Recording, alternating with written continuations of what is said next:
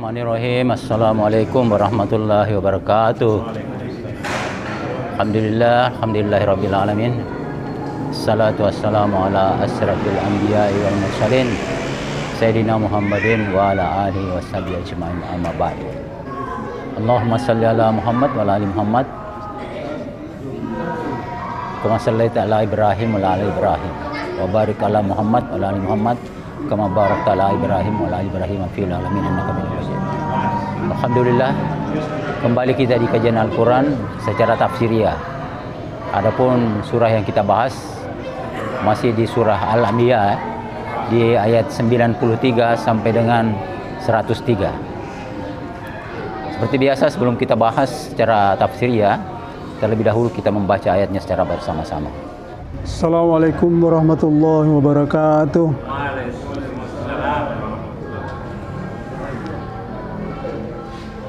A'udzu billahi minasy syaithanir rajim.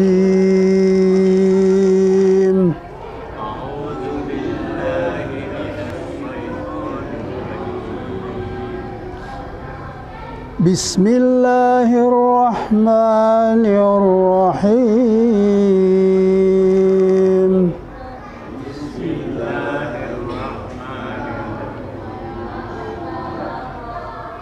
Wa taqatta'u amrahum bainahum kullun ilaina raji'un.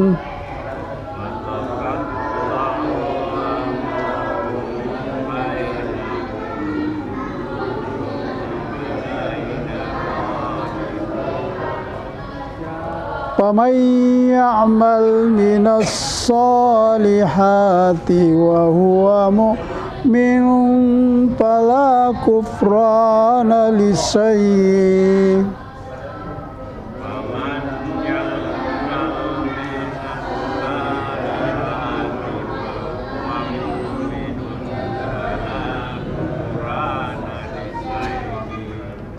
وَإِنَّ لَهُ كَاتِبُونَ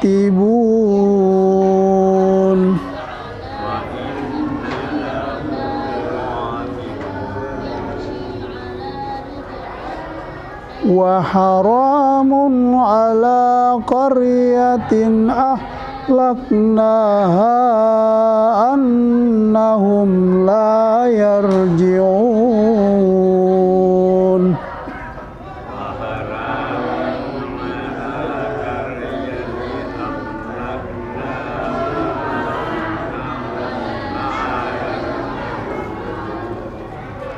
Hatta iza futihat Ya'juj wa Ma'juj wa hum min kulli hadabin yansilun.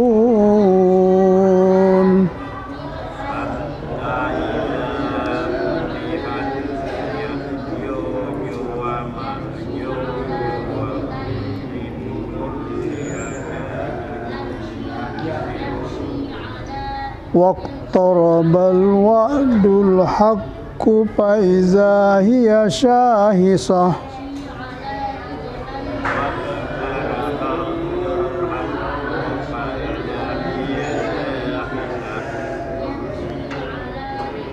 Absarul ladzina kafaru ya wailana qad kunna fi ghaflah.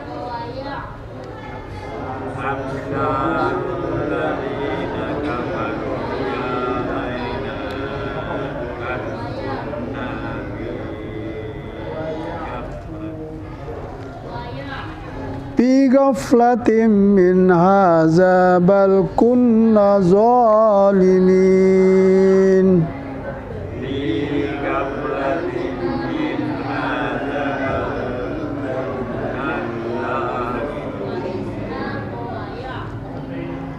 Innakum wa ma ta'buduna min dunillahi hasabu jahannam.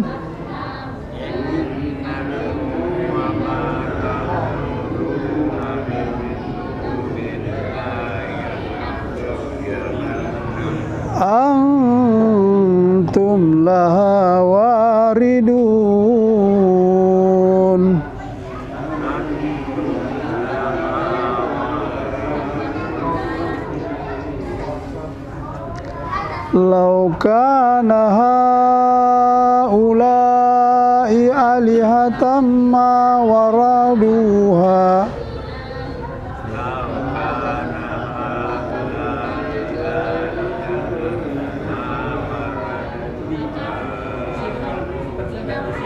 wa kullum fiha khalidun.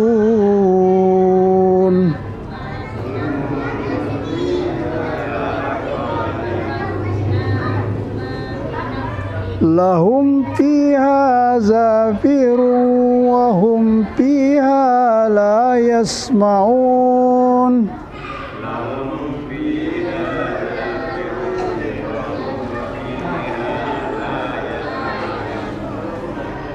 Innal ladzina sabaqat lahum minnal husna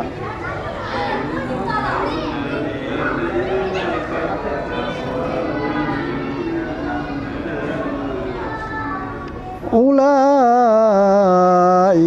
anha mubadun.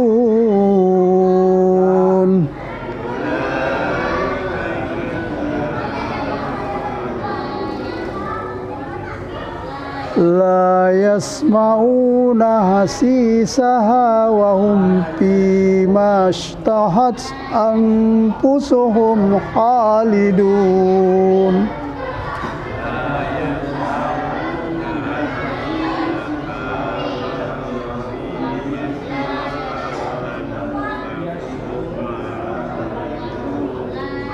La yahzunuhumul faza'ul akbar wa tatalaqahumul malaikah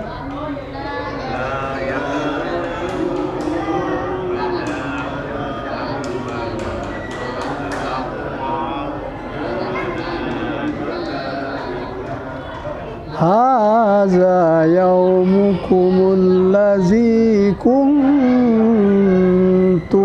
tu'adun.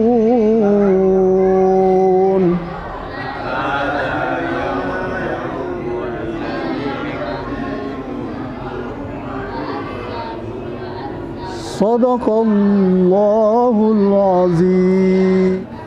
Assalamualaikum warahmatullahi wabarakatuh. Alhamdulillah alladzi 'allama bil qalam 'allamal insana ma lam ya'lam. Allahumma shalli ala Muhammad wa ala ali Muhammad. Pada ayat yang kita kaji mulai dari 93 ini adalah penekanan tentang kedatangan janji Allah, yaitu berakhirnya kehidupan dunia. Dan secara garis besar terbagi dua manusia secara garis besar, orang kafir yang mengingkari dan orang yang beriman. Ya. Nah di sini ditekankan barang siapa yang beramal saleh, amal saleh dimaknai perbuatan baik, baik untuk kepentingan diri, kepentingan orang lain sesama kita, makhluk manusia maupun makhluk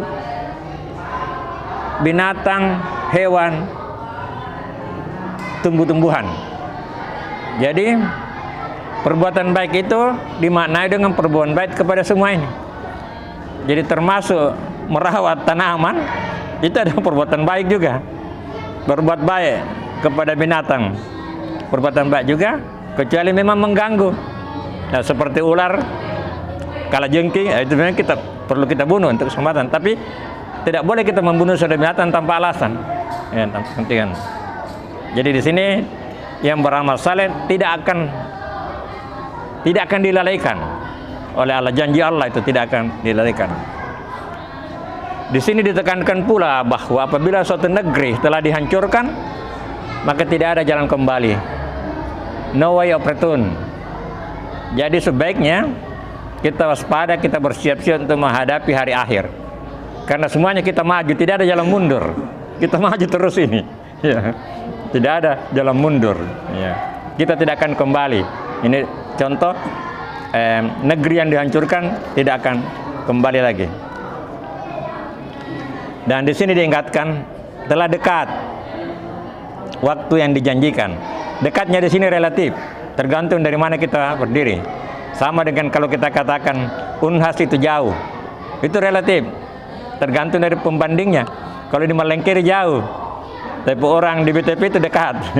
Nah ini di Quran ini mungkin pembandingnya adalah ini karena usia bumi ini kan sudah miliaran tahun ini, Jadi mungkin di saat ini lebih dekat masa akhir daripada masa yang lalu. Nah, ini yang jadi penggambarannya ini. Nah, apakah kita akan mengalami masa itu, masa akhir itu, kiamat itu? Wallahu a'lam. Hanya Allah yang tahu. Iya. Tapi kayaknya sekarang itu perang dunia ketiga sudah dekat-dekat ya. Iya. Ya. Di sini diingatkan ya bahwa orang-orang kafir itu terbelalak matanya, baru sadar dan disadari bahwa kita ini orang lalai dan mereka mengaku orang zalim. Maka bagusnya kita mengakui diri zalim semasa hidup, seperti yang dilakukan Nabi Yunus ketika di perut ikan, mengakui dirinya orang zalim ketimbang di yaumil akhir. La ilaha illa anta subhanaka inni kuntu minaz zalim. Tidak Tuhan selain Allah kau maha suci, saya ini termasuk orang zalim, termasuk orang bodoh. Ya, ini. Daripada di yaumil akhir baru dia mengakui, lebih baik kita akui. Kita istighfar selalu. Ya, hindarkan diri dari sifat sombong. Jangan bangga dengan apa yang kebaikan kita lakukan, karena tidak ada apa-apanya. Kita hanya mengharapkan rahmat Allah, ya. Dan barangkali kita berbagi, hanya itu saja pengantar. Kita berbagi pernyataan atau pertanyaan. Akhirul kalam. Barakallahu fikum wabillahi taufiq hidayah. Wassalamualaikum warahmatullahi wabarakatuh. Assalamualaikum warahmatullahi wabarakatuh. Nahmaduhu wa nusallim salim ala rasulil karim wa ba'd. Jadi alhamdulillah tadi kita sudah dengarkan penjelasan pembukaan dari Pak Nur. Jadi semua beritanya ini berita gaib semua ini. Yang pertama kita dengar ini harus kita imanin karena berita gaib semua.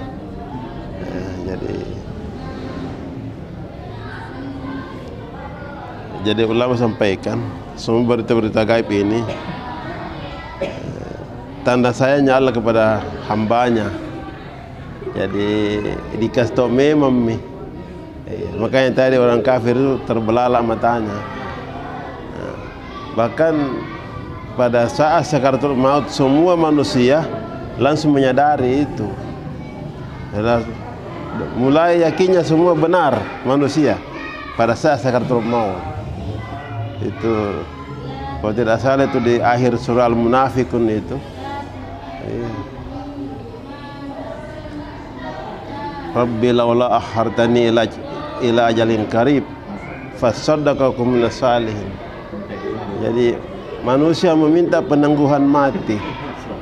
Ya, kalau bisa ditangguhkan kematianku, untuk apa? Fasaddaqah. Baru mau sedekah, baru mau perbaiki dirinya, baru mau seleksi rezekinya. Kemudian baru mau beramal saleh, tapi waktu sudah habis. Jadi seperti pemain bola itu wasit, kalau sudah hampir waktu itu sudah begini terus ini, selalu ini nali ini jamnya ini, dan peluit itu tidak pernah melepas di mulutnya, tinggal tunggu meniup peluit panjang, tanda permainan telah usai. Jadi pada akhirnya semua manusia beriman dengan benar. Kapan?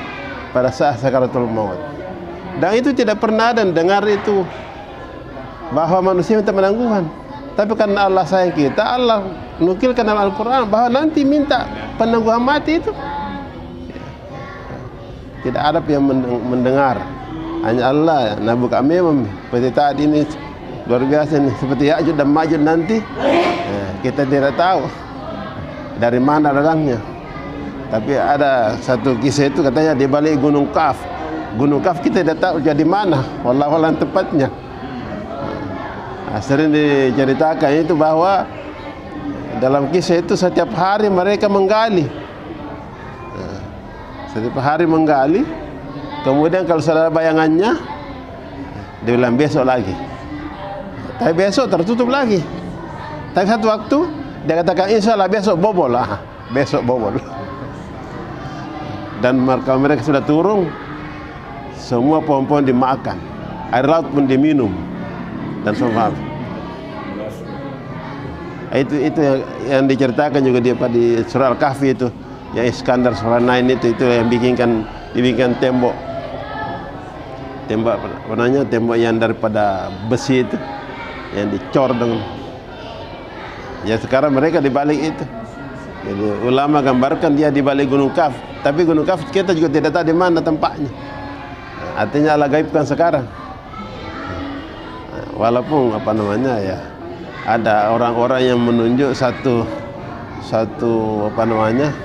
bangsa yang sekarang yang paling mendominasi bumi ini jumlahnya, ya wallahu alam. Saya kira demikian, sekedar untuk gambaran-gambar hanya. Terima kasih. Assalamualaikum warahmatullahi wabarakatuh. Ya, saya tambahkan sedikit mengenai berbuat baik. Seperti kita ketahui bersama bahwa di akhirat nanti itu ada dua tempat ya, neraka dan surga. Orang kafir jelas tempatnya di neraka. Dan di akhirat nanti orang-orang kafir itu menyesal juga dia. Dia mengatakan bahwa alangkah baiknya sekiranya dulu aku menjadi tanah saja. Wa yaqulu kafiru ya laitani kuntu turaba. Itu katanya dia. Ya. Jadi agama kita menganjurkan untuk senantiasa kita ini sebagai umat berbuat baik. Berbuat baik itu banyak bidangnya. Ya, banyak bidangnya yang bisa kita laksanakan. Berbuat baik kepada sesama manusia, kepada alam semesta, dan juga berbuat baik kepada hewan. Ya. Nah, itulah. Misalnya saja seseorang memberi maaf kepada orang lain, itu juga salah satu perbuatan baik. Dan itu Allah sendiri yang mengatakan bahwa intu bedu khairan au tufuhu au tafu ansuin fa innallaha kana afuwan qadira. Jika engkau berbuat kebaikan, baik disengaja maupun atau terang-terangan maupun terselubung, atau kamu memaafkan kesalahan orang lain, fa innallaha kana afuwan qadira, bahwa Allah itu Maha Pengampun, Maha Pemaaf. Dan dia menguasai segala sesuatu. Assalamualaikum warahmatullahi wabarakatuh. Waalaikumsalam. Ada yang saya mau tanyakan Pak, saya bacakan dulu ayat 96. Hatta ija putihat ya'juju wa ma'juju wa hum min kulli hadabin yansilun. Yang artinya hingga apabila tembok Ya'juj dan Ma'juj dibukakan dan mereka turun dengan cepat dari seluruh tempat yang tinggi. Ya'juj ini kaum Pak ya? Minta penjelasannya Pak, apa maksudnya ini? Penafsirannya tembok yang tinggi, Ya'juj dan Ma'juj, kaum yang perusak. Bagaimana sehingga dikatakan perusak atau bagaimana? Saya saja Pak. Assalamualaikum warahmatullahi wabarakatuh. Assalamualaikum warahmatullahi wabarakatuh. Yang mana tadi Ustaz saya jelaskan bahwasanya itu membunuh binatang itu boleh kalau ada alasan. Ya Pak ya. Dan itu misalnya ada misalnya anjing, tapi dia menggigit atau merusak atau ya melukai, sampai kita itu bunuh, itu dibolehkan Pak atau bagaimana itu? Karena ada alasan. Itu dibolehkan Pak. Nah, kemudian kita juga tanaman. Kita tumbuh sampai subur. Itu apa dapat pahala juga tuh bagaimana ya? Ya. Daripada kita matikan tanaman itu. Ya itu saja Pak Ustaz. Terima kasih. Jadi ini Ya'juj dan Ma'juj ini adalah perusak. Jadi ada yang memahaminya sebagai suatu kaum. Jadi kaum perusak, dan dikisahkan di surah Al-Kahfi itu dia itu dibatasi oleh gunung, tapi gunung itu ada celah, dan itulah yang ditutup oleh Zulkarnain dengan memampatkan biji-biji tembaga. Jadi dia itu ahli itu sebenarnya Zulkarnain. Biji-biji tembaga di situ sehingga itu tertutup itu. Nah, ini masih pertanyaan, apakah itu nanti akan datang? Tapi ada juga yang memahami ini Haji Majuj itu satu paham itu. Satu paham yang satu aliran yang merusak itu. Jadi satu aliran yang merusak itu. Dan jadi ini ada memaknainya sebagai bahasa metafor. Bahasa metafor itu bahasa kias, penggambaran itu ya. Wah, yang jelas ini intinya adalah kita perlu waspada dengan datangnya paham atau kaum ini yang perusak ya. Penggambaran tadi itu meminum air laut maupun ya itulah satu penggambaran tentang paham-paham yang merusak. Satu paham yang merusak, satu paham yang mementingkan kelompoknya saja. Ya itu. Ya, jadi ini Syekh Majuj itu memang masih misteri dan banyak penafsiran tentang itu. Yang jelas intinya itu adalah kewaspadaan kita akan datangnya kaum ini sini. Dan itu sudah dekat.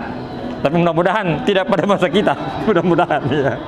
Kemudian mengenai tumbuhan binatang dalam ada alasan ya. Kita membunuh binatang karena alasan itu.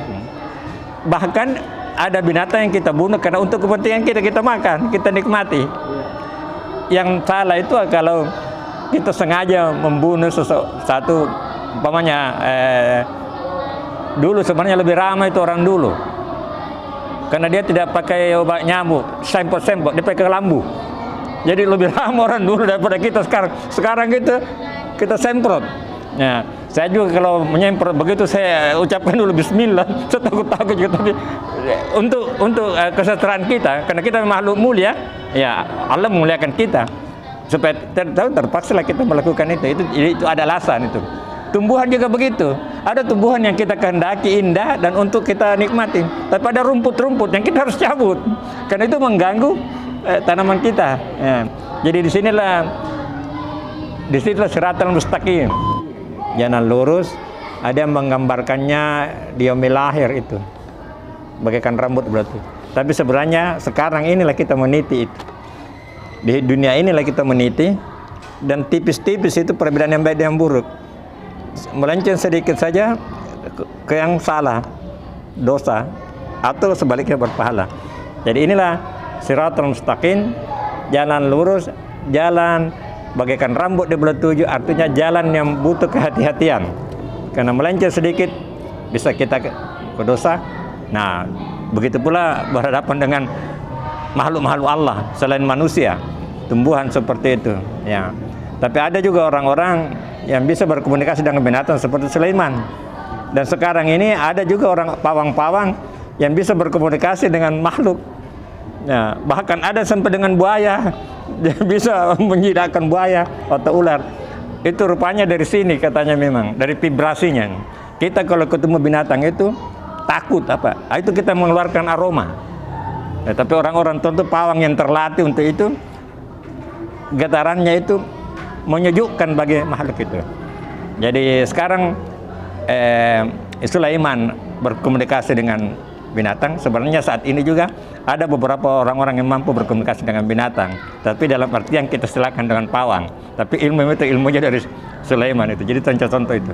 Ya itulah kita tetap harus berbuat baik kepada makhluk-makhluk Allah itu, dan jangan kita merusak kecuali memang ada alasan. Itu saja. Terima kasih, mudah-mudahan ada manfaatnya.